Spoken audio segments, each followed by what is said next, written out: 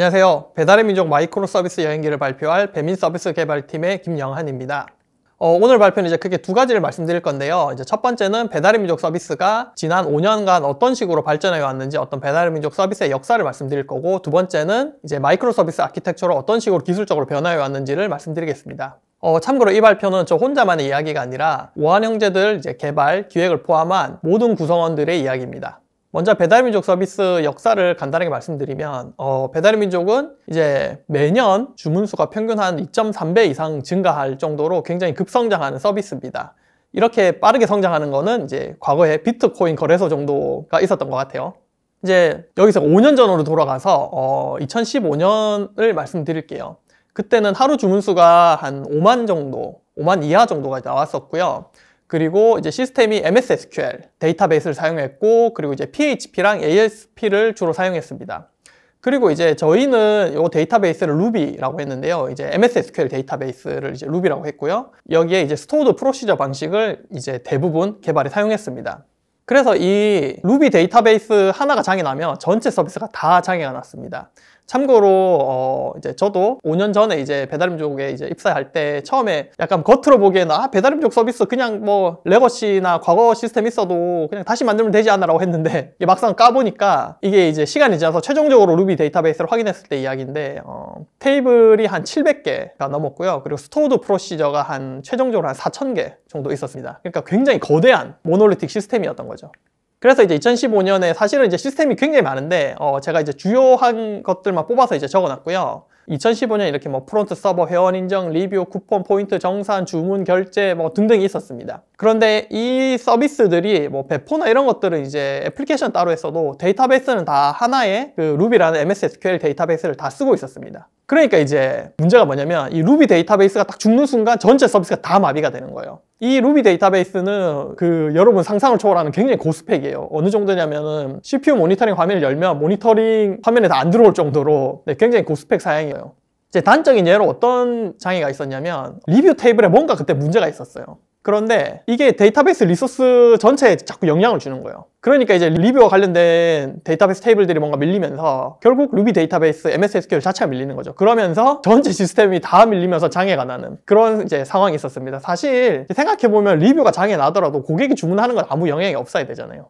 자, 이제 이런 고민들을 계속 되면서 이제 중간중간 장애가 나면서 이제 2016년을 맞이하는데요. 이때 이제 하루 주문수가 이제 10만을 돌파합니다. 그리고 언어가 이제 그 당시에 이제 그런 고민을 해요. 이렇게 주문수가 계속 늘어나는데 어떻게 할 거냐. 그래서 이제 기술 조직에서 많이 고민을 하면서 우리가 이제 좀 더 앞으로 계속 트래픽이 늘 거니 뭔가 대응을 해야 되겠다라고 고민을 하면서 기술적으로도 이제 다른 챌린지들을 하게 됩니다. 그 중에서 하나가 언어를 PHP에서 이제 자바 언어를 쓰자라고 내부적으로 결정을 하고요. 이제 자바 언어를 선택한 이유는 이제 그 당시에 크게 두 가지였는데, 주로 이제 대용량 트래픽 대응이 가능한 게 이제 자바가 안정적으로 많이 이제 기술들을 제공을 하죠. 그리고 또 이제 개발자 수급, 아무래도 이제 국내에는 이제 자바 언어를 대용량 트래픽으로 처리한 개발자들이 그래도 많이 있기 때문에 이런 관점에서 이제 자바 언어를 선택을 했고요. 그리고 마이크로 서비스 아키텍처로 이제 나가자라는 결정을 해요. 아까 말씀드렸듯이 예를 들어서 리뷰 시스템이 죽었을 때 리뷰만 죽고 끝나야지, 리뷰 시스템 죽었는데 전체 배달의 민족 서비스가 다 영향을 미치면 안 되죠. 그래서 이제 고민하다가 마이크로 서비스 아키텍처로 가자라고 이제 그때 결정을 합니다. 그러면서 이제 결제랑 주문이 2016년에 처음으로 마이크로 서비스로 독립을 하고요. 그리고 또 하나 결정이 IDC를 AWS 클라우드 인프라로 이전하겠다고 결정을 해요. 이제 국내에 그때 이제 AWS가 막 들어온 시점이었고, 사내 개발자가 그 당시 한 40몇 명? 그렇게 많지가 않았어요. 이제 지금이야 수백 명이 되지만, 그래서 인프라를 담당해 주실 분들도 많지 않았어요. 그래서 AWS 클라우드 인프라로 가자라고 이제 결정을 했습니다. 그러니까 이런 결정들이 단순히 그냥 딱 기술적으로 이렇게 하고 싶어서라기보다는 앞서 이제 요 발표 장표에 보여드렸듯이 2016년 3월에 8만 정도였는데 이거를 딱 봐도 매년 2.3배가 느는 게 보이는 거예요. 이대로 가면 지금은 8만이지만 좀 있으면 100만의 시대가 온다라고 이제 다들 걱정을 했던 거죠. 그러면 지금 계속 장애가 날 테고 지금도 이미 CPU 사용률이 계속 올라가고 있는데 어떻게 할 거냐. 그러면서 마이크로 서비스로 가야 되겠다라는 것들을 이제 정말 고민하고 결정을 했습니다. 그때 참고로 뭐 넷플릭스 같은 경우에는 완전한 마이크로 서비스로 갔을 때 7년이 걸렸다 하더라고요. 그때 이제 넷플릭스에서 이제 봤던 글 중에 저도 이게 되게 인상이 깊었는데, 본인들은 마이크로 서비스를 뭔가 기술적인 고민이나 선택이 아니라 생존의 문제로 갔다고 그러더라고요. 배달의민족 서비스도 똑같은 상황이었어요. 계속 트래픽이 늘어나기 때문에 이걸 대응하고 이제 스케일하고 또 각 서비스를 개별적으로 성장시키려면 마이크로 서비스 아키텍처로 넘어가는 게 배달의민족에게는 생존의 문제였습니다. 예, 그러면서 이제 2016년에 첫 마이크로 서비스가 이제 자바로 된 마이크로 서비스가 이제 등장하는데, 그 당시에 이제 결제 서비스고, 여기서 제가 이제 마이크로 서비스라고 얘기하는 거는 완전히 데이터베이스까지 다 분리된 거예요. 그래서 이제 요렇게, 네, 제가 저렇게 이제 육각형인가요? 저 모양으로 이제 표시할 텐데, 네, 이렇게 이제 분리가 되어 있습니다. 그럼 이렇게 되면 이제 좋은 게 뭐냐면, 뭐 결제장애 나면 그럼 다 끝나는 거 아닌가요? 라고 할 수 있는데, 결제가 장애가 나도 배달의 민족은 전화 주문이라는 걸 할 수 있거든요. 이제 최악의 상황에. 그러면은 배달의 민족 서비스를 통해서 결제하지 않더라도, 이제 예를 들어서 결제 서비스가 죽었어요. 그래도 고객들은 전화로라도 서비스가 돌아가니까 어쨌든 전화로라도 주문을 할 수 있는 거죠. 그리고 이제 요 당시에 데이터베이스는 마리아DB를 썼고요. 참고로 결제 서비스는 그 당시에는 뭔가 이런 게 돈과 관련된 것들은 클라우드에 올릴 수 없다는, 아직 법으로 이게 해결이 안 됐어요. 그래서 아직까지 IDC를 사용했습니다. 네, 그리고 이제 주문 중개라는 서비스는 이제 어떤 서비스냐면요, 얘가 사장님들이, 여러분 이제 치킨을 주문하잖아요. 그러면 사장님들이 이거를 앱으로 받을 수도 있고, PC로도 사장님 접수를 받을 수도 있고, 단말기로도 이 주문을 접수받을 수가 있어요. 그래서 이게 중간에서 얘를 이렇게 뭔가 포워딩 해주는 그런 게이트웨이 서비스였습니다. 이런 게이트웨이 서비스에는 Node.js가 이제 가볍게 Node.js로 만드는 게 좋겠다라고 그 당시에 이제 결정을 해서, 그러니까 메인 기술은 자바지만 다른 기술들도 그 비즈니스 상황이 맞으면 그걸 사용할 수 있다라고 이제 결정을 하고 진행을 했습니다. 물론 이제 주문 중개 서비스 같은 경우에는 나중에 비즈니스가 굉장히 복잡해지면서 이제 서비스가 성장하면서 Node.js 서비스를 다 자바로 지금은 바꾼 상황입니다. 네, 이제 2016년에 이렇게 하면서 이제 조금씩 자신감이 붙었어요. 이제 AWS도 조금씩 어떻게 이전할까 이런 계획들도 잡고요. 그러면서 이제 2016년 그때 한 7월이었나 9월이었나 정확히 생각이 안 나는데요, 선착순 결제 할인 이벤트라는 걸 합니다. 뭐 예를 들어서 선착순 한 1000명, 2000명한테 치킨 7,000원을 할인해 준다는 거예요. 그리고 또 마케터분들이 이런 걸 좋아하더라고요. 뭔가 선착순으로 하는 거 하면 고객 반응이 뜨겁대요. 이제 개발자들은 되게 싫어하는 이벤트죠. 네. 너무 많은 걸 준비를 해야 되니까요. 갑자기 막 트래픽이 들어오니까. 그래서 이제 이거를 딱 시작을 했는데요. 이게 어쨌든 성공을 하려면 앞단에 메인, 리스트, 상세를 통과해서, 주문 통과해서 결제까지 통과가 돼야 되는 거에, 당시에 이제 서비스들이 다 IDC에 있었어요. 그래서 이제 나름 준비를 한다고 했는데, 저희가 생각한 것보다 몇 배는 더 이제 사용자들이 들어온 거예요. 이게 막 커뮤니티가 난리가 난 거죠. 네. 치킨, 배달의민족 치킨 할인해 준다더라 막 이렇게 하면서. 그래서 그 당시에 이제 너무 많은 트래픽을 받고 프론트 서버 시스템 자체가 그냥 죽어버립니다. 그러니까 메인 리스트 상세 쪽이 죽어버리니까 주문까지 들어오지도 않는 거죠. 앞에 몇 명 통과하신 분들은 성공을 했던 것 같아요. 네.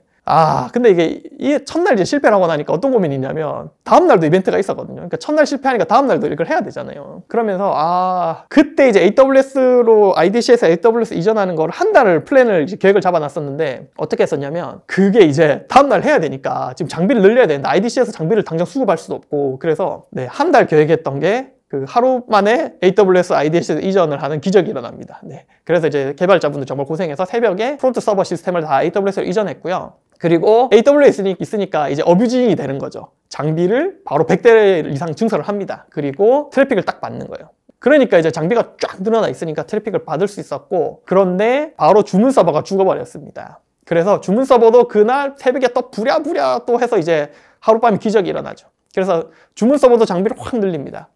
데이터베이스는 되게 스펙이 좋았거든요. 네, 그래서 이제 버틸 수 있었고요. 그렇게 해서 이제 또 이제 세 번째 날, 이제 모든 개발자들과 뭐 부사장님 포함, 마케터 포함, CTO님 포함해서 다 모니터링 화면에 앉아서 앞에서 이제 기도하는 거죠. 제발 성공하자. 그러면서 이제 또 치킨 디도스가 들어오는데, 이제 갈수록 사람들이 더 많이 들어와요. 네. 그래서 세 번째 날은 드디어 우리가 성공했나? 라고 생각을 딱 했는데, 이제 결제까지 다 돼서 우와 했는데 보니까 이제 PG사에서 장애가 난 거예요. 그러니까 배달의민족 서비스를 넘어가면 이제 결제를 해주는 PG사가 있고, 그 뒤에 카드사 등이 있는데, 여기서 이제 다 죽어버린 거예요, 서비스가. 그래서 그날 이제 이건 저희가 어떻게 할 수 있는 게 아니잖아요. 그래서 PG사랑 카드사에서 이것들을 거기서도 이제 새벽에 부랴부랴 어떻게든 장비를 수급해서 장비를 2대 늘려가지고 이제 장비를 확보를 했고요. 그리고 이제 네 번째 날 드디어 이벤트가 성공을 합니다. 아직도 이게 너무 기억이 나요. 2016년이니까 이제 한 4, 5년 전이죠. 4년 전이죠. 그때 모든 개발자들이 너무 기뻐가지고 다 박수를 치고 환호했던 기억이 납니다. 자, 이렇게 이제 우리가 조금씩 자신감을 얻어갔는데요. 2017년에 들어서 이제 하루 주문수가 역시 예상했던 대로 20만을 돌파합니다. 이때는 그 AWS로 그런 장비들을 조금씩 이전하긴 했지만 이제 겨우 시작하는 단계였고, 비즈니스적으로 처리해야 될 요구사항이 너무 많았어요. 그러면서 이런 기술적인 과제를 사실 많이 챙기지 못했었고요. 이때 이제 배달의 민족은 정말 대장의 시대에 돌입합니다. 그러니까 뭐냐면 트래픽은 계속 느는데 시스템을 레거시란 말이에요. 스케일 할 수 있는 구조가 아니에요. 그래서 이제 저 아직도 기억이 나는 게 이제 주말만 되면 토요일, 일요일 오후 5시가 되면 이제 다 긴장을 하거든요. 그래서 거의 그 당시에 외식을 못 했어요. 그리고 이제 뭐 장이 나면 바로 모니터 열고 이제 왜 생기는지 보는 거죠. 이제 제가 아들이 둘이어가지고 애들 아빠랑 놀아달라고 울고 불고 네. 그러면서 이제 와이프도 되게 열받죠. 네. 주말에 이제 가족이랑 보내야 되는데. 이때 이제 당시에 그 이제 김범준 CTO님 지금 이제 대표님이 되셨으니까 이제 흑역사를 말씀드리면 그때 이제 막 혼자서 CTO님 입장에서 어쨌든 이걸 책임져야 되니까 혼자서 이제 괴로워서 막 속초노스도 돌면서 이제 고민을 막 하시더라고요. 네. 그러니까 저는 지금도 사실 이 당시의 기억이 너무 무서워가지고 노트북을 계속 들고 다녀요. 그러니까 왜냐면은 이게 이런 문제가 있더라고요. 이게 사실 엔지니어들 입장에서 그냥 장애가 나면 자기가 나서 기술적으로 해결하면 되지라고 생각할 수가 있는데 이 장애가 한번 나는 순간 어떤 문제가 생기냐면 이게 전 국민의 역적이 돼요. 그러니까 우선 사장님들 생각해보면 사장님들은 그날 치킨을 준비를 한단 말이에요. 60마리면 60마리 준비를 한단 말이에요. 근데 배달의 민족 서비스가 그 당시에 딱 장애가 나면 사람들 여러분 전화 주문 할 것 같죠? 전화 주문 안 해요. 그러면은 일부 사람들 요기요로 가거든요. 요기요가 그 트래픽을 못 버티고 죽어요. 배달통으로 가거든요. 배달통은 또 바로 죽어요. 그러면서 국내 배달 서비스가 다 죽어버리는 거예요. 이제 그러면서 사장님들 난리가 나는 거죠. 고객센터, 영업사원 분들한테 진짜 이제 있는 말 없는 말 하시거든요. 그럴 수밖에 없죠. 본인들이 이제 영업을 해야 되는데 그 치킨 준비하는 게 장사가 안 되니까. 그래서 이제 고객센터 분들도 너무 힘들어하시고 영업사원 분들 너무 힘들어하시고 이제 개발 조직에서 그 얘기를 들으니까 이제 마음이 아프죠. 그리고 여러분들도 이제 되게 화가 날 거예요. 왜냐면 치킨 먹어야지로 딱 마음 먹었는데 보통 마음 먹고 딱 들어오잖아요. 근데 딱 했는데 서비스 주고 있으면 지금 내가 당장 치킨 먹고 싶은데 얼마나 이게 화가 나요. 그래서 배민이 장애에 진짜 민감한 시스템이구나 라는 거에 대한 공감대가 되게 컸어요. 그리고 진짜 생존을 위해서 마이크로 서비스를 해야 되는구나 우리가 라는 거에 대해서 더 많은 인식을 하게 됐습니다. 그러면서 이제 2017년에 이제 겨우 조금씩 이제 떼어내긴 했는데요. 그 당시에 광고와 검색이 하나의 프로젝트로 돼 있었는데 그거를 이제 과계 목록이랑 검색을 좀 루비 데이터베이스에서 분리해서 엘리스서치로 좀 떼냅니다. 이렇게 하면 이제 루비 데이터베이스에 가는 부하가 좀 줄어들겠죠. 그러면서 이제 크게 과제를 못하고 2018년이 딱 와요. 2018년에는 이제 어떤 의사결정을 하냐면 저는 이게 되게 좋았거든요. 뭐냐면 배달의 민족은 시스템 안정성이 가장 중요하다라는 걸 전사적으로 의사결정을 합니다. 그러니까 여러분 이게 엔지니어들 입장에서는 회사 입장에서 어떤 고민이 있냐면 이 과제를 하면 3달을 들여서 이 과제를 하면 회사 입장에서는 매출이 1년에 한 100억, 200억 더 버는 거예요. 이런 과제가 있고 개발 조직 입장에서는 3개월 동안 이걸 해봐야 장애가 줄어든대요 라고 하면 당연히 돈 버는 과제가 우선순위가 되고 그런 레거시 시스템을 새로운 시스템으로 바꾸는 과제들은 당연히 우선순위가 떨어지거든요.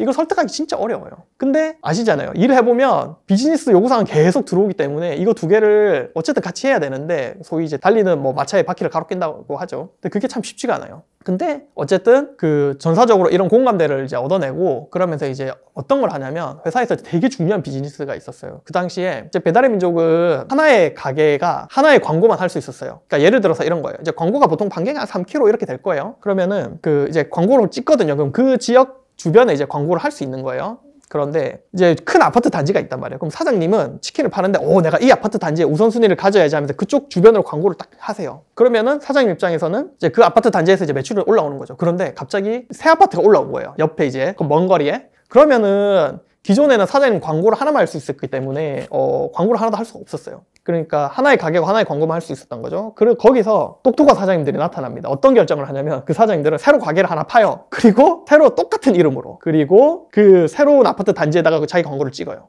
그냥 여러 개 광고할 수 있게 하면 안 돼, 여러분. 시스템이 엄청 레거시기 때문에 그걸 다 갈아엎어야 되는데 그 당시 할 수가 없었어요. 네. 근데 이제 회사 입장에서 그러면 이거를 이제 하나의 가게가 여러 개 광고를 할 수 있게 만들자라고 이제 프로젝트를 진행하고 있었는데 이걸 진행하면 사장님들도 되게 좋고 회사 입장에서도 매출이 되게 크게 일어날 비즈니스였거든요. 그런데 이 비즈니스보다도 먼저 장애 대응하는 게 더 중요하다 해서 그 프로젝트를 폭파시키고 그 당시에 또 개발자가 많이 없었어요. 그래서 개발자들을 이제 모아가지고 장애의 주 포인트였던 가게 상세화면, 가게 상세는 막 여러 가지 데이터를 모아서 출력하잖아요. 그래서 그 가게 상세 화면을 재개발하자라고 결정을 합니다. 그리고 그 당시에 이제 쿠폰이랑 포인트 같은 프로젝트들도 이제 레거시 MS SQL에서 이제 빠져나오고요. 그리고 이제 뭐 오프라인 모드, 그 서버가 죽었을 때 M만 동작하는 오프라인 모드라는 것도 이제 그 당시에 이제 개발이 됩니다.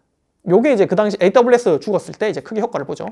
네, 그러면서 당시에 저희가 이제 프론트 서버라고 하는 시스템이 PHP로 돼 있었어요. 지금으로 따지면 뭐 가게 상세 정도라고 할게요. 근데 이게 이제 루비 데이터베이스를 바로 바라보고 있었는데 이 당시 이제 PHP를 되게 잘하는 분도 그런 조언을 해주셨어요. 이거는 그냥 무조건 잡으러 가야 된다, 이 정도 트래픽이면. 그러면서 이제 요렇게 바꿉니다. 어떻게 하냐면 이 루비 데이터베이스 일단 살고 보자인데요, 루비 데이터베이스에 있는 거를 한 1분에서 5분 주기로 진짜 막 엄청 길다란 SQL 쿼리를 날려가지고 데이터를 AWS DynamoDB, 그러니까 쉽게 얘기하면 NoSQL 정도로 이해하시면 돼요, 에다가 다 퍼붓습니다. 1에서 5분 주기로 데이터를 다 퍼부어 올리고요. 그렇게 해서 일단 분리를 해놔요. 이렇게 되면 어쨌든 루비DB에 가는 트래픽이 이제 많이 줄어들겠죠. AWS 다이나모가 이제 해결하니까요. 그러니까 쉽게 얘기해서 루비 데이터베이스는 이제 관계형 데이터베이스가 우리가 일반적인 세단, 승용차로 얘기하면 이 다이나모DB는 트래픽을 잘 받고 잘 안 죽는 스포츠카라고 할 수 있죠. 대신에 쓸 수 있는 기능이 굉장히 작아요. 네. 여기에 딱 특화되어 있기 때문에. 근데 하지만 이렇게 해서 일단 루비 데이터베이스에 가는 트래픽이 굉장히 많이 줄였어요. 근데 이제 결국 단점은 이 싱크가 좀 늦는 거죠. 1분에서 5분 주기로 싱크가 일어나니까요. 그리고 요구사항이 변경되면 그 이제 수천 라인의 SQL 쿼리를 수정을 해야 돼요. 굉장히 뒤에서 뭔가 가게나 광고 쪽이 바뀌면 이 데이터 퍼올리는 쿼리 자체도 굉장히 많이 수정을 해야 되죠. 자, 그러면서 이제 메뉴 정상, 결제, 주문 중개랑 뭐 가게 상세, 가게 목록 검색 등이 이렇게 빠져나옵니다. 그리고 쿠폰이랑 포인트도 2018년 상반기에 빠져나옵니다. 그러면서 2018년 하반기가 들어오는데요, 여기서 이제 중요한 프로젝트가 하나 빠져나오는데요, 그게 바로 주문 시스템입니다. 이제 주문과 리뷰가 이제 빠져나오고요. 주문이 딱 보면은 이제 가운데 있죠, 오른쪽 화면을 보시면. 이제 왜냐면은 그런 커머스 도메인을 해보신 분들은 알겠지만 주문이 제일 복잡해요. 주문은 모든 시스템이랑 다 엮이거든요. 생각해보시면 결제 엮이죠, 포인트, 쿠폰, 또 주문하고 나면은 사장님들 쪽에 전달해야 되니까 중개 엮이죠, 정산 엮이죠, 메뉴 엮이죠. 사실 주문은 다 엮여요. 그래서 주문하신 분들 되게 힘들어요. 여기다 돈까지 왔다 갔다 하기 때문에. 아무튼 2018년에 이제 주문을 이렇게 시스템 뽑아냅니다. 그리고 리뷰까지 뽑아내고요. 이제 여기서 이제 잠깐 배달의 민족에는 가장 큰 레거시 3대장이 있어요. 뭐냐면 첫 번째 주문, 두 번째 가게업주, 세 번째 광고인데요. 주문은 일단 데이터 트랜잭션이 다 쌓이잖아요. 지금까지 온 주문 데이터 다 쌓여 있잖아요. 수억 건이겠죠. 사실 수억이 넘죠. 네. 이게 이제 데이터 지분이 1이고 비즈니스 아까 말씀드린 연관도가 되게 높고, 이제 그 당시에 이제 하루 100만인데 지금은 하루 수백만 데이터가 쌓이고 있어요. 그리고 가게업주 같은 경우에는 시스템 연관도가 1이에요. 모든 시스템에서 생각해보면 가게랑 업주 데이터는 다 필요하거든요. 그래서 시스템 연관도 1이고, 광고 같은 경우는 이 당시에 그 스토어드 프로시저 사용률이 1이었어요. 그러니까 정말 걷어내기 쉽지 않았어요. 스토어드 프로시저, 네, 그리고 스토어드 프로시저가 또 스토어드 프로시저를 불러내고, 당시에 또 스토어드 프로시저가 유지보수 되게 잘 안 됐거든요. 뭐 체인지 서비스 1이라는 프로시저가 있으면 그게 무서워서 복사해서 체인지 프로시저 2, 3, 4 이런 막 프로시저들이 되게 많았어요. 그리고 이게 돈을 다루다가 보니까 이게 삐끗하면은 돈 문제가 생기잖아요. 어쨌든 회사의 메인 그 수익 원인이. 그래서 이 광고를 또 참 시스템을 뜯어내기 되게 쉽지 않았어요. 그래서 이제 2018년에 어쨌든 주문 시스템 탈루비가 시작이 되는데요. 얘는 비즈니스상 이런 문제가 있었어요. 여러분 이제 코네의 법칙이라고 들어보셨을 텐데, 그 시스템의 구조가 조직의 구조를 따라간다는 거죠. 배달의 민족이라는 서비스가 있어요. 근데 이제 맛집이나 배달의 민족이 전용 라이더를 수급을 해서 그 배달의 민족 전용 라이더가 맛있는 집을 이제 배달해주는 배민 라이더스 서비스를 만들었어요. 그런데 그러니까 배달의 민족은 기본적으로 우리가 직접 라이딩 하는 게 아니고 일반적인 가게들, 배달하던 가게들 배달해주는 거고, 배민 라이더스는 이제 배달의 민족 배달해주지 않는 프리미엄 가게들을 배달의 민족이 직접 배달의 민족의 배민 라이더스를 통해서 배달하는 서비스죠. 근데 이게 조직이 완전 다르다 보니까 만들 당시에 배달의 민족 배민 라이더스라는 주문 시스템 자체를 그냥 별도로 만듭니다. 거의 배달의 민족 시스템이랑 비슷하게. 근데 완전히 똑같으면 상관이 없는데, 이 개발자들 제일 어려워하는 게 거의 비슷한 똑같은 거 같은데 비슷한 거 있죠. 몇 개 다른 거. 그러면 참 합치기도 어렵고 분리하기도 애매하고 그렇죠. 완전히 다른 거 그냥 따로 가져가면 되는데. 근데 이 배민 라이더스 시스템이 나중에 보니까 거의 비슷해서 시스템 통합하기로 나중에 결정을 해요. 그래서 조직도 이 주문과 관련된 부분이 합쳐지고 이러면서 시스템 통합을 하는데, 이거 통합이 되나요? 통합이 잘 안 되죠. 네. 그래서 이 테이블을 따로 이제 서비스를 하고 있었어요.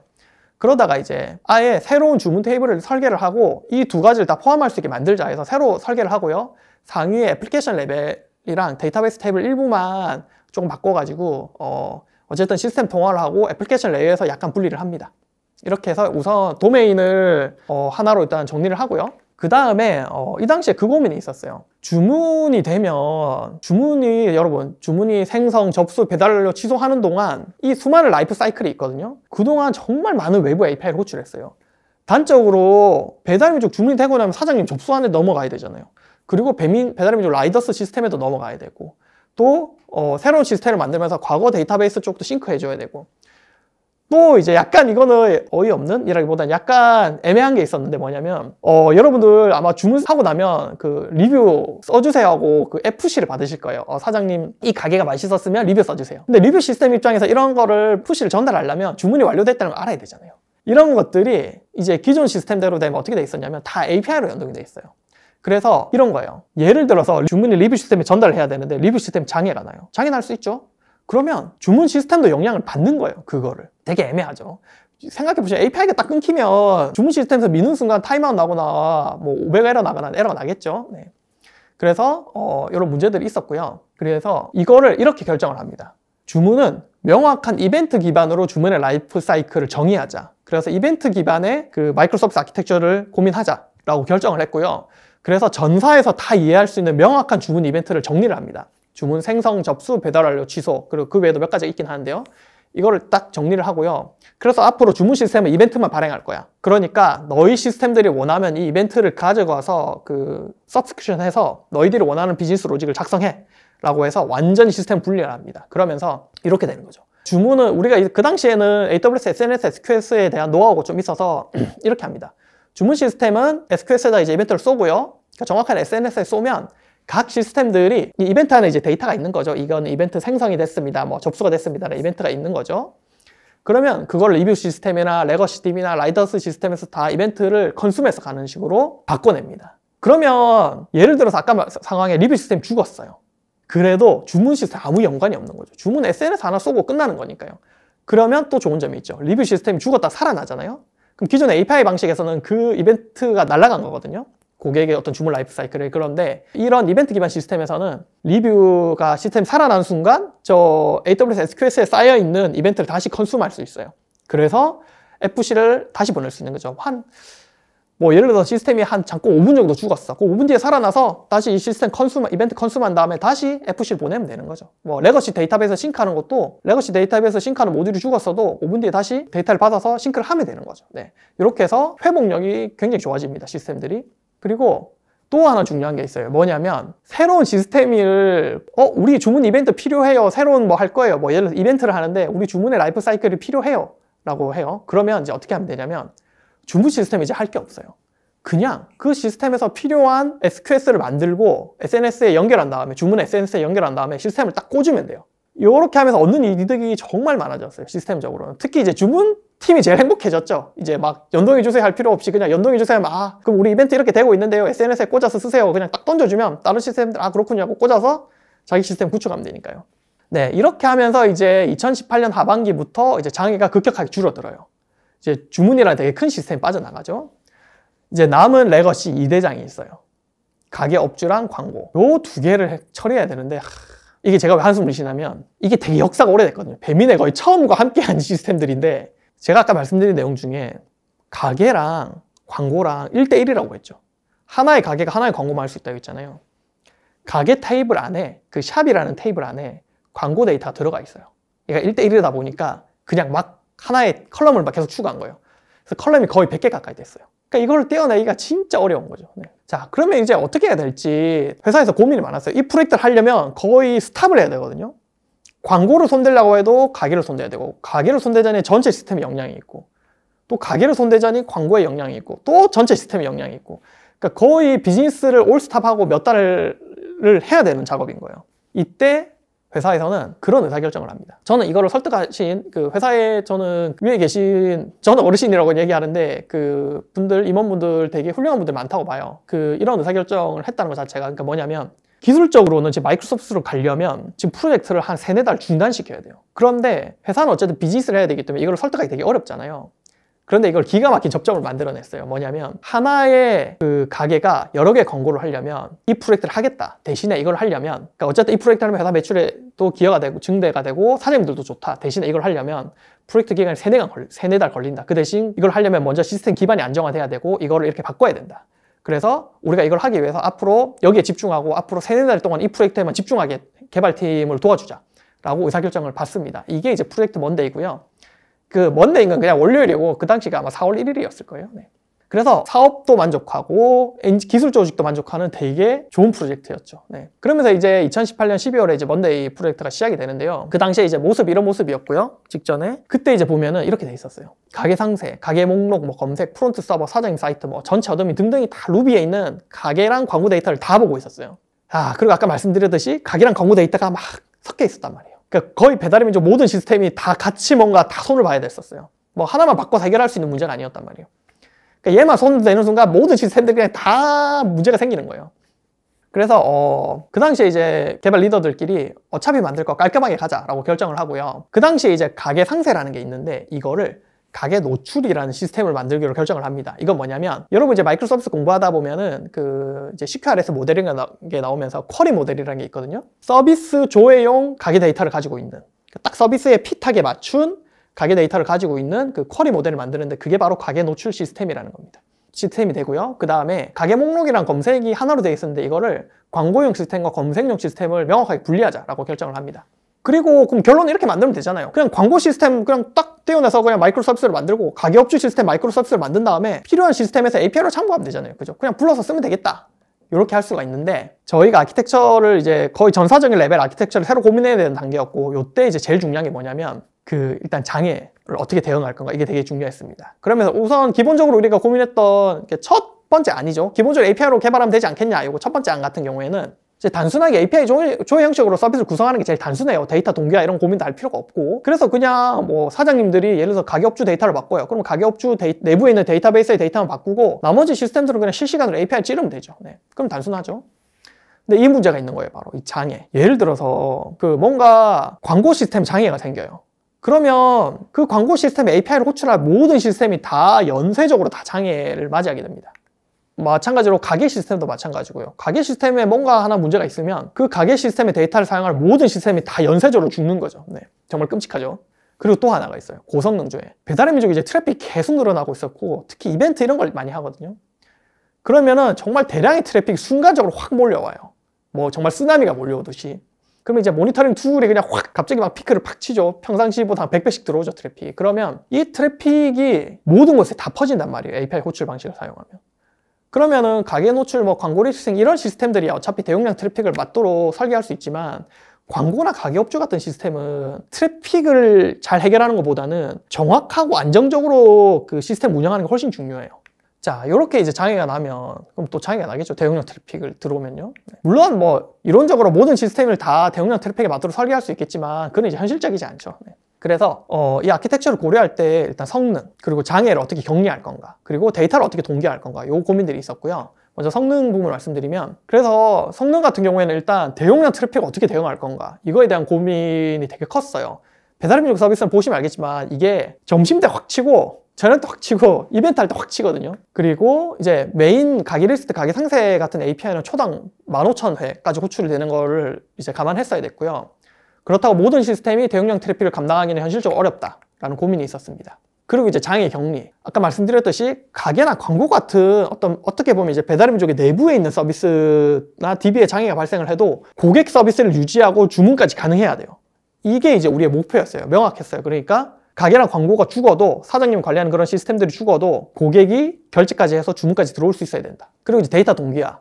이제 데이터가 이제 마이크로 서비스를 하게 되면 분산이 되겠죠. 이걸 어떻게 싱크할 건가, 이런 고민들이 있었고요. 해결 방안으로는 저희가 우선은 CQRS 아키텍처를 선택하기로 했어요. 근데 이거를 단순하게 한 시스템 안에 그렇게 하는 게 아니라 배달의 민족 서비스 전체를 CQRS 시스템으로 가기로 결정합니다. 그 중에 하나가 이제 핵심 비즈니스 명령이 있는 시스템과 조회 중심의 사용자 서비스를 분리하기로 해요. 이 둘을 정말 철저하게 분리합니다. 심지어 조직도 분리가 돼 있고요. 그래서 이제 배달의 민족 입장에서는 나름 미래에 온 거죠. 이제 CQRS 아키텍처로 가면서 이거를 일단 하게 되면은 가게랑 요 그림을 보고 말씀드리는 게 낫겠네요. 이제 광고랑 가게업주 사실 시스템이 정말 많아요. 여기보다 한 10배는 더 많을 텐데 광고랑 가게업주 같은 명령형 시스템이라고 할게요. 이런 비즈니스 사이드의 시스템들을 이제 커맨드 사이드에 놓고요. 조회형 시스템들은 이제 고객의 트래픽이 딱 앞에서 들어오는 것들. 그래서 이걸 어떻게 하냐면 사장님이 예를 들어서 데이터를 가게 이름을 바꾸거나 가게 연락처를 바꿔요. 그러면 이 가게 업주에서 변경됐다는 내부적으로 데이터베이스가 있고요. 변경됐다는 이벤트를 쏘는 거예요. 아까 말씀드린 SNS, SQS 이벤트를 쏘면 각 시스템들이 가게 업주의 데이터가 필요하면 그걸 이벤트를 건수해서 조회나 검색에 있는 그 데이터들을 갱신합니다. 네. 자, 그래서 이렇게 되는 거죠. 사장님이 가게의 데이터를 바꾸면 이벤트를 발행을 해요. 그러면 SNS SQS 모델로 이벤트를 쫙 전파를 하고요. 그러면 해당 시스템에서 본인의 데이터베이스에 맞는 곳에 쫙 업데이트를 합니다. 그 당시에는 AWS 매니지드 카프카가 없어서, 그리고 저희가 그 AWS SNS SQS에 대해서 노하우가 많이 있어서 요거를 선택을 했습니다. 자, 그리고 이제 그 이벤트 전파랑 동기화는 어떤 식으로 했냐면, 우선 저희는 이제 eventually consistency라고 하죠. 최종적 일관성의 시스템을 다 맞췄어요. 그러니까 데이터는 그 최종적 일관성이라는 게 이벤트를 발행하는 방식을 사용하면 데이터는 언젠가는 다 싱크가 맞춰진다는 거죠. 네. 그리고 이제 데이터 싱크는 저희가 해봤을 때는 보통은 다 1초 안 수백 밀리세컨드 안에 들어왔는데 늦어도 1에서 3초 안에는 데이터가 다 싱크가 됐습니다. 그리고 문제가 이제 발생하면 해당 예를 들어서 가게 시스템에서 잠깐 문제가 발생하면 가게 시스템 안에서만 이벤트를 재발행하면 되죠. 네. 그래서 대부분은 이벤트 재발행하는 식으로 문제를 해결했습니다. 그리고 저희가 여기서 이벤트 발행하는 방식을 다시 이렇게 할 수 있잖아요. 이벤트 발행할 때 그 이벤트 메시지 안에 가게의 모든 데이터를 보내거나 가게에 변경된 데이터를 보내거나 이렇게 할 수가 있잖아요. 그런데 저희는 그 방식을 사용하지 않고 제로 페이로드라는 이 메시징 전파 방식을 사용해요. 얘는 뭐냐면 뭐 어려운 게 아니라 그림으로 보여드릴게요. 이 제로 페이로드 방식이라는 거는 가게에서 이벤트를 발행할 때 그 안에 메시지를 다 담아서 보내는 게 아니라 딱 가게 아이디만 딱 보내는 거예요. 정말 단순하게. 물론 몇 가지 정보가 더 들어가긴 해요. 가게 아이디만 딱 보내면 이벤트를 수신하는 곳에서는 어떻게 하냐면 이 가게 아이디 데이터를 꺼내서 이 가게가 데이터가 바뀌었구나 라고 하고 이 가게 노출 시스템과 가게 업주 시스템과 서로 협의한 API를 호출해요. 그래서 그 API에 있는 데이터로 데이터를 채웁니다. 이거 왜냐면은 변경된 데이터나 아니면 전체 데이터를 그냥 다 보내면 되지 않아요 라고 하지만 여기 두 가지 문제가 있어요. 첫 번째, 이제 변경된 데이터만 보내게 되면 이벤트 순서를 고민해야 돼요. 예를 들어서 가게가 뭔가 연락처를 A라고 했다가 B라고 했어요. 근데 이벤트는 BA로 올 수도 있거든요. 이 문제를 해결하려면 할 수 있는데 되게 많은 고민을 해야 돼요. 그래서 우리 이렇게 고민하지 말자. 그냥 이벤트 오면 이게 그냥 최신 순으로 보고 항상 최신의 데이터를 조회해서 갱신하자 라고 결정을 하고요. 또 하나, 변경된 데이터 하면 그냥 가게업주에서는 그냥 모든 데이터를 다 보내면 되지 않아요? 그러니까 왜냐면 가게업주에서 그러니까 가게 노출 시스템에서 원하는 데이터랑 이 광고 리스팅에서 원하는 데이터가 서로 데이터가 달라요. 원하는 데이터들이. 그래서 그러면 모든 데이터를 다 실어서 보내면 되지 않나요? 테이블이 수십 개인데 사실 그건 현실적이지 않죠. 그래서 딱 그 두 가지 문제를 해결하기 위해서 가게의 최소 정보, 거의 가게 아이디만 보내고 나머지는 이제 API를 보통 커먼한 API를 만들어 놓고 이제 스페시픽한 API들을 만든 다음에 이제 각 시스템들이 최신 받은 이벤트면 항상 그 API들을 호출해서 최신의 데이터를 받아서 각 시스템을 앞단에 있는 시스템들을 갱신하는 식으로 이렇게 이제 고민하면서 선택을 했습니다. 그리고 이제 데이터 최소 보관의 원칙, 이건 뭐냐면요, 각 시스템들은 모든 데이터를 보관하면 안 되고 본인에게 꼭 필요한 최소 데이터만 보관한다. 이게 물리적인 의존관계는 없지만 데이터를 가지고 있으면 논리적인 의존관계가 생기거든요. 그래서 가게업주에서 뭔가 바꾸려고 할 때 데이터를 다 봐야 돼요. 그래서 최소한만 가지고 있자라고 결정합니다. 그리고 이제 폴리글랏 데이터베이스죠. 각 시스템들은 본인이 최대한 최적화할 수 있는 데이터베이스를 사용할 수 있게 됩니다. 네. 그래서 가게업주는 관계형 데이터베이스를 쓰고 이벤트를 보내면 각 시스템들은 뭐 성능이 중요한 곳은 레디스나 다이나모DB를 쓰고 또 이제 검색이나 광고 리스팅 같은 경우에 엘리스티서치를 쓰고 이런 식으로 본인 시스템에 맞는 데이터를 동결을 합니다. 이제 마이크로 서비스가 사실 이런 거죠. 본인에 딱 맞는 그것들을 할 수가 있죠. 그래서 이제 조회는 그 고성능 데이터베이스들이 많이 들어가고요. 이제 커맨드성, 명령형들은 안정적인 오로라. 저희는 이제 거의 대부분 오로라 DB를 쓰고요. 이제 RDB들을 사용합니다. 네. 참고로 이제 오로라 DB가 그 AWS에서 제공하는 그 MySQL 하이 호환되는 데이터베이스라고, MySQL과 호환되는 데이터베이스라고 보시면 됩니다. 네. 그리고 이제 성능이 중요한 곳은 다이나모나 몽고나 뭐 레디스, 엘라스티서치, 뭐 레디스, 또 필요하면 RDB도 쓰기도 합니다. 네. 자, 이렇게 돼 있고요. 그래서 이제 쿼리 모델을 간단히 말씀드리면 이 가게 노출 시스템이라는 게 이제 쿼리 모델로 되어 있는데요. 이제 이벤트들이 배달민족 상세화면 보시면 리뷰, 가게 상세, 뭐 메뉴 등등 데이터가 엄청 많아요. 이것들을 어쨌든 빠르게 조회하려면 이렇게 하는 거예요. 그 뒷단에서 이벤트들이 여러 시스템에서 이벤트들이 오면 그거를 이 가게 노출 시스템에서 키를 가게 아이디로 하고 값을 그 데이터를 해서 한 줄로 딱 말아 놓는 거예요. 그래서 가게 아이디만 넣으면 고객 서비스 가게 상세 화면을 그리기 위한 그 데이터에 최대한 맞춰서 핏하게 데이터를 쫙 뿌릴 수 있게 그렇게 해서 딱 데이터를 플랫하게 만들어 놓습니다. 네. 이렇게 해서 이제 가게 데이터를 관리를 하고요. 이게 이제 쿼리 모델이 되는 거죠. 이렇게 해서 이제 어떤 장점이 있냐면은 광고를 보거나 여러분 검색을 하거나 그러면 찜 리스트를 보거나 이런 뒷단의 시스템들은 단순하게 가게 아이디만 반환해 주면 돼요. 물론 몇 가지 데이터를 좀 더 반환해 주기도 해요. 그러면 예를 들어서 가게 리스트가 한 25개의 검색 결과가 한 25개 나왔어요. 그러면 가게 아이디만 반환해 주는 거예요. 그러면 그 25개 아이디를 가지고 이 가게 노출 시스템은 본인의 데이터베이스를 25개를 찔러봐요. 그러면 아까 말씀드렸듯이 플랫하게 키밸류로 되어 있거든요. 그래서 25개를 키밸류로 하니까 굉장히 빠르게 조회한 다음에 그 아이디에다가 이제 밸류를 씌우는 거예요. 그래서 그 앱에서 렌더링 할 수 있게 데이터를 씌운 다음에 내보내는 거죠. 네. 이렇게 해서 쿼리 모델을 유지합니다. 그리고 요 가게 상세에서는 비동기 넘버러킹으로 시스템이 다 되어 있습니다. 네. 그래서 네, 세 가지 시스템을 한 번에 비동기 넘버러킹으로 조회하게 됩니다. 그래서 이제 CQRS 아키텍처를 바꾸고 나서 는 이렇게 되는 거죠. 이제 성능적인 부분을 말씀드리면 트래픽 딱 들어오면 뒷단을 아예 호출하지를 않아요. 그래서 트래픽이 들어와도 이 조회용 그 이제 쿼리와 관련된 시스템들만 이 트래픽을 받으면 됩니다. 그리고 장애 격리를 말씀드리면 광고나 가게업주 시스템이 딱 죽어도 네, 장애가 격리되고 고객은 주문까지 넘어갈 수 있습니다. 물론 주문이 죽으면 그건 안 되겠죠. 네, 주문 시스템이 죽으면 주문이 안 되겠죠. 네. 자, 그래서 각 시스템이 내부에 필요한 데이터를 보관하고 내부 서비스의 모든 변경 내역이 다 이벤트로 전달이 됩니다. 그리고 장애 시에는 데이터 싱크가 늦어져도 고객 서비스가 가능합니다. 실제 이런 경우가 한 번씩 있습니다. 네. 그래도 크게 고객 입장에서 불편하지 않거든요. 네. 그러면 이런 고민이 있을 거예요. 데이터를 싱크할 때 장애가 나면 어떡하지? 뭐 예를 들어서 일단 크게 문제가 없으면 이벤트를 그냥 재발행하면 돼요. 그런데 그 한 팀에서 재발행해주면 되겠죠. 원천 데이터를 가지고 있는 팀에서. 그런데 만약에 SQS, SNS 자체가 장애가 나요. 가끔 이럴 때 있거든요. 거의 없긴 한데 1년에 몇 번 있었던 것 같아요.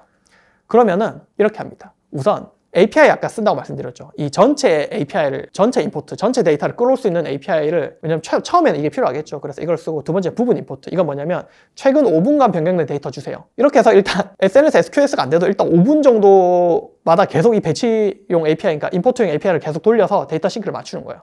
이런 식으로 일단은 그 대응이 되어 있습니다. 그리고 이제 적극적인 캐시를 굉장히 많이 사용하고요. 그 다음에 이제 서킷 브레이커 같은 것들 많이 사용하고, 그 다음에 이제 비동기 넘버러킹 시스템들이 이제 스프링 웹플럭스로 많이 개발이 되어 있는데, 이제 주로 가게 노출 시스템, 그리고 광고를 리스팅하는 시스템, 검색 데이터를 이제 노출하는 그런 애플리케이션 시스템들이 이제 웹플럭스로 되어 있고, 완전한 비동기 넘버러킹 시스템으로 되어 있습니다. 자, 그래서 이제 정리를 해드리면요. 배달의 민족은 굉장히 거대한 CQRS 시스템으로 되어 있습니다. 그래서 성능이 중요한 고객 접점의 외부 시스템과 비즈니스 명령이 많은 내부 시스템으로 딱 분리가 되어 있고요. 이벤트 발행을 통한 eventually consistency하게 데이터를 최종적 일관성으로 다 맞춥니다. 그리고 각 시스템은 API를 쓰거나 이벤트 방식으로 연동이 됩니다. 모든 걸 이벤트로 하면 좋지 않나요? 라고 하는데 현실적으로 모든 걸 이벤트로 다 할 수는 없어요. 그러니까 왜냐면은 예를 들어서 이런 게 있어요. 그 사장님이 짜장면을 짬뽕으로 이름을 딱 바꿔요. 그러면 메뉴의 이름이 바뀌겠죠. 이거를 저희는 우선 어쨌든 eventually consistency 하는 거는 차이가 있기 때문에 이거가 완벽하게 다 맞을 수 없거든요. 그래서 어떻게 하냐면 주문하기 직전에 그걸 한번 API로 밸리데이션을 해요. 지금 고객이 짜장면을 주문했는데 메뉴 시스템을 찔러보고 짜장 주문한 거 맞아요? 라고 한번 검증을 해봐요. 자, 그런데 만약에 여기에서 이제 그런 고민이 있는 거예요. 만약에 API를 찔렀는데 이 API가 타임아웃이 나거나 문제가 생겨요. 그럼 어떻게 할 거냐? 아니면은 메뉴 시스템이 잠깐 죽었어요. 그럼 어떻게 할 거냐? 이 밸리데이션을 못 하는데, 자, 이때는 이제 데이터를 보고 개발이랑 기획이랑 같이 논의를 해요. 그러니까 뭐냐면 이 API가 정말 중요한가? 밸리데이션, 그러니까 짜장이 짬뽕으로 들어갈 수 있죠. 근데 이런 경우는 거의 없다. 있다 하더라도 짜장이 짬뽕으로 들어가고 이거는 고객 입장에서 크게 피해가 가지 않기 때문에, 고객 입장에서 피해가 가는 케이스가 굉장히 적기 때문에 사장이 메뉴를 이름 바꾸는 경우도 굉장히 적고, 그래서 이 경우는 그냥 회사에서 비용을 보상을 하고 문제가 생긴 경우에 전체 주문이 안 되는 것보다는 API에 대해서 그냥 무조건 참이라는 값으로 폴백을 하자, 이런 식으로 결정을 했습니다. 네, 이런 식으로 API를 어쩔 수 없이 쓸 때가 있거든요. 이때는 어떻게 폴백을 할 것인가에 대해서 이제 결정을 많이 합니다. 그러니까 개발만 해가지고 되는 건 아니에요. 개발이랑 기획이랑 이걸 같이 서비스를 만들어 가야 이런 것들에 대해서 빨리 의사결정을 하고 서비스를 고객이 원하는 대로 잘 만들어 갈 수 있다 생각합니다. 자, 그래서 이제 프로젝트가 이제 저희가 먼데이 프로젝트 이후에 전체 서비스들이 다 떨어져 나오고, 마지막으로 이제 그 회원 인증 프로젝트가 남았었는데 그것까지 이제 해서 저희가 2019년 말에 완전하게 마이크로 서비스 아키텍처로 전환이 됩니다. 그러면서 저기 남아있던 메인 루비 데이터베이스 같은 경우에는 회사에 지라로 쓰고 있다는 얘기도 있고, 데이터 서비스 팀에서 되게 탐을 내서 쓰고 있다는 얘기도 있고 그렇네요. 정확히는 모르겠습니다. 네, 여러분 들어주셔서 감사합니다. 여기서 이제 마지막으로 꼭 드리고 싶은 말씀은, 마이크로 서비스를 꼭 해야 되나요? 라고 했을 때 저는 이게 일단 규모의 경제가 돼야 할 수 있다고 봐요. 그러니까 시스템 규모도 돼야 되고 트래픽도 돼야 되고 사람도 많아야 되고요. 정말 단순하게 생각해보면 기존에는 그냥 탭을 조인 하나 하면 될 걸 데이터 싱크하고 맞추고 이러면 제가 생각할 때는 비용이 10배 정도 더 들어요. 그러니까 그런 것들을 상쇄하고 남을 만큼의 어떤 가치가 있는 경우에 이 마이크로 서비스로 넘어가는 게 좋다고 생각을 합니다. 네, 여러분 들어주셔서 감사합니다.